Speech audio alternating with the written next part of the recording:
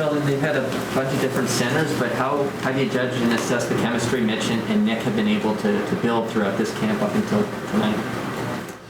I think it's been good. I mean, I think Mitch is a special player, so he develops chemistry quite quickly on his own and finds ways to adapt his game and find people. Obviously, I think he has a pretty strong confidence that Nick's going to live around the net, and he did on that first goal to get us going there. So, yeah, I thought it was really good. Just those guys, we haven't got them a lot of game action, obviously.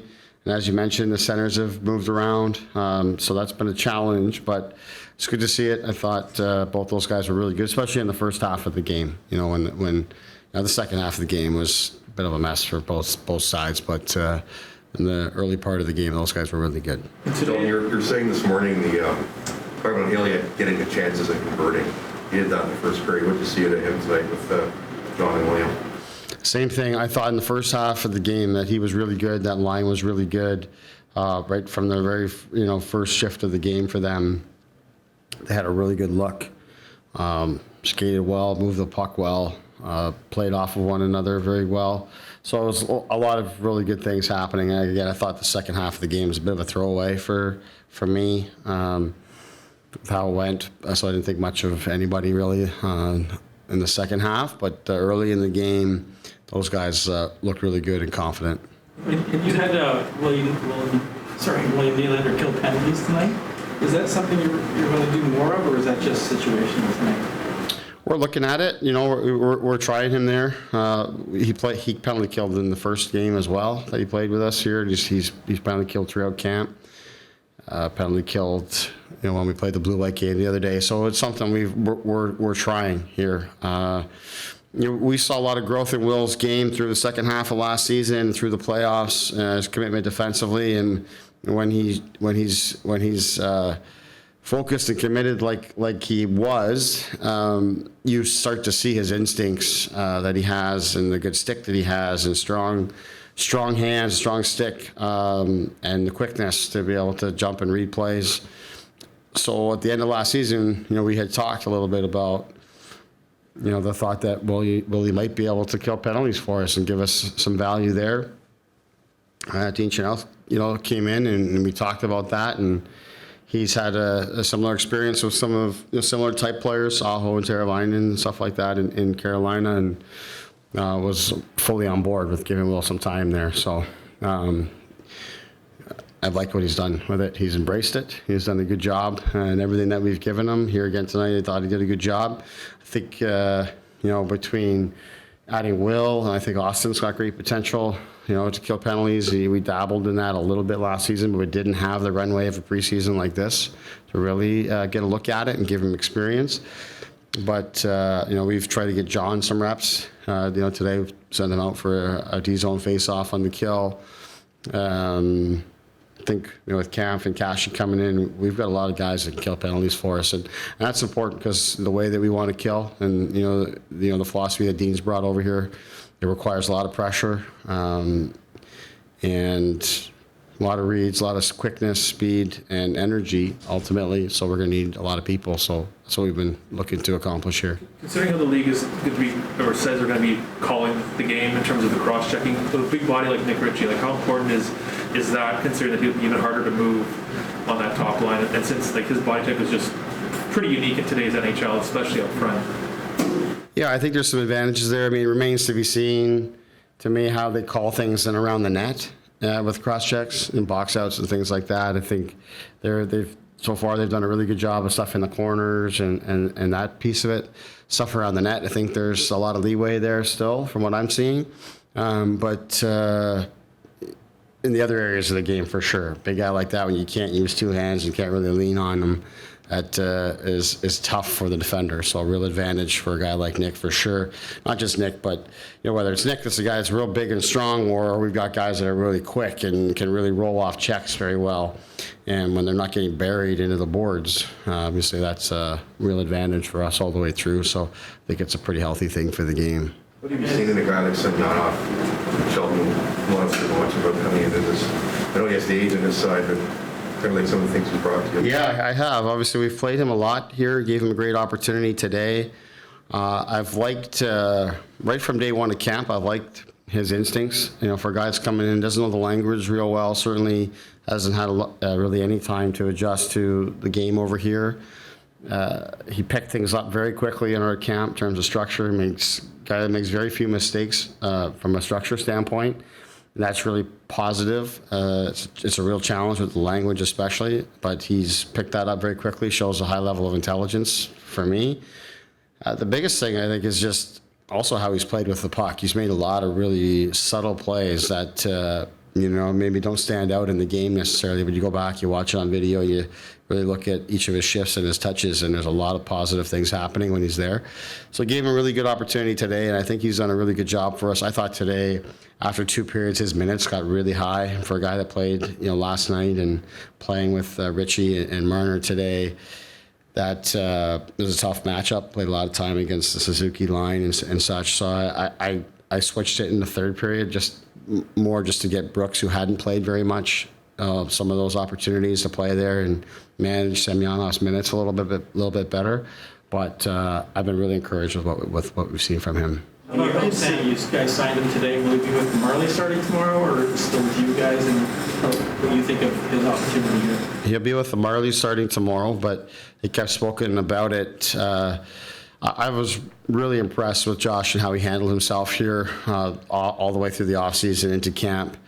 And I haven't had a chance here. Kyle handled a lot of the things here, and obviously we had a lot going on here today, so I haven't had a chance to talk with him. But through the camp, anytime I've spoken with him, just encouraging him with how he's handled himself and how he's played, how he's worked. He can tell that he's come here with a purpose of looking to improve his game and looking to gain the trust of the organization and trust of the coaching staff. So he made some inroads here with us at the NHL level.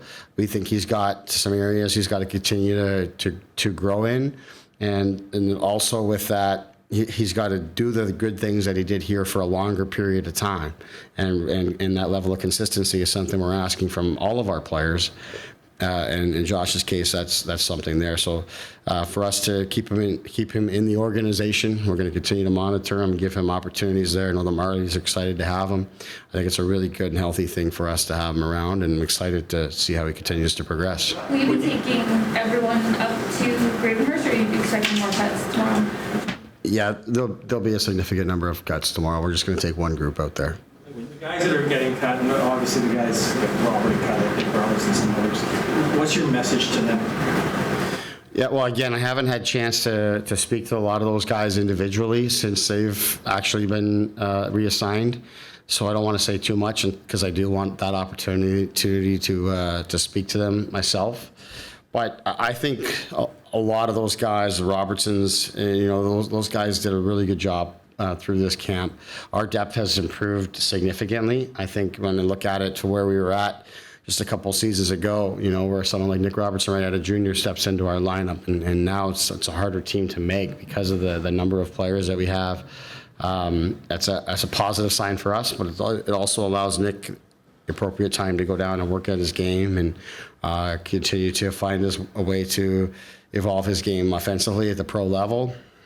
His work habits and the commitment that he has is really impressive for a young guy. Another guy we're going to be watching very closely and fully expect that we'll have him around at some point when we're going to need him.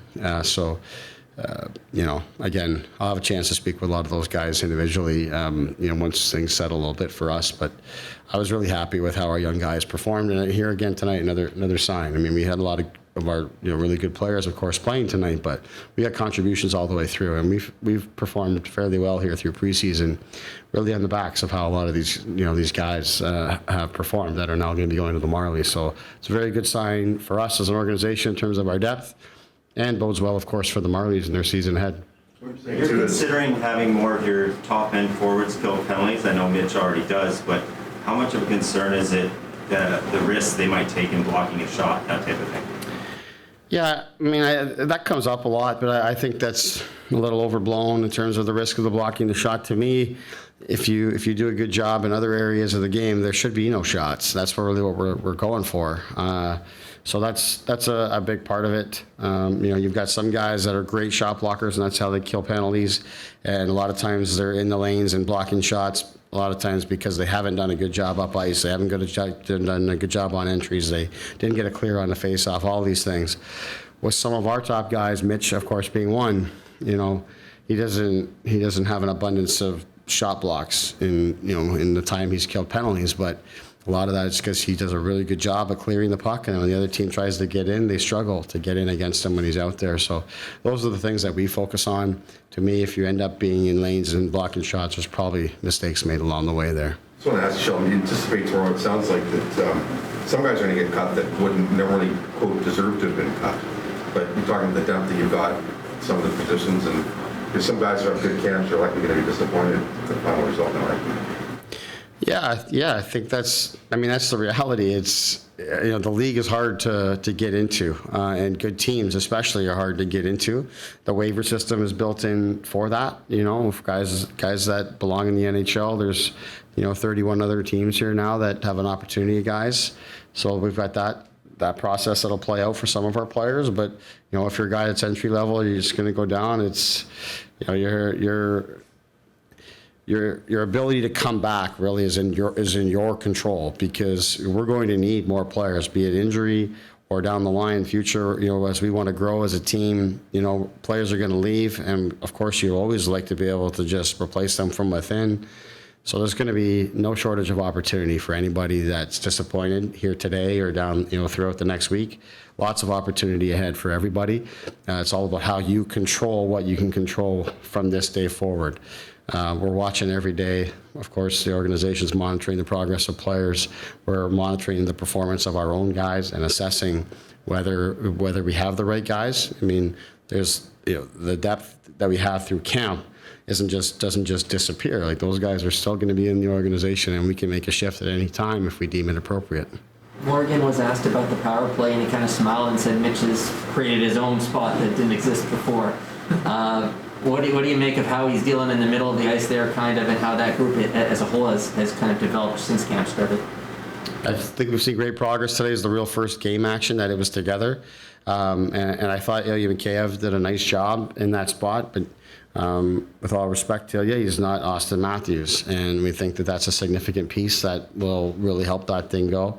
As it relates to Mitch, in terms of him creating a position for himself, that's part of why he's there, because he has those instincts. He jumps into spaces that are unexpected at the right times and creates looks and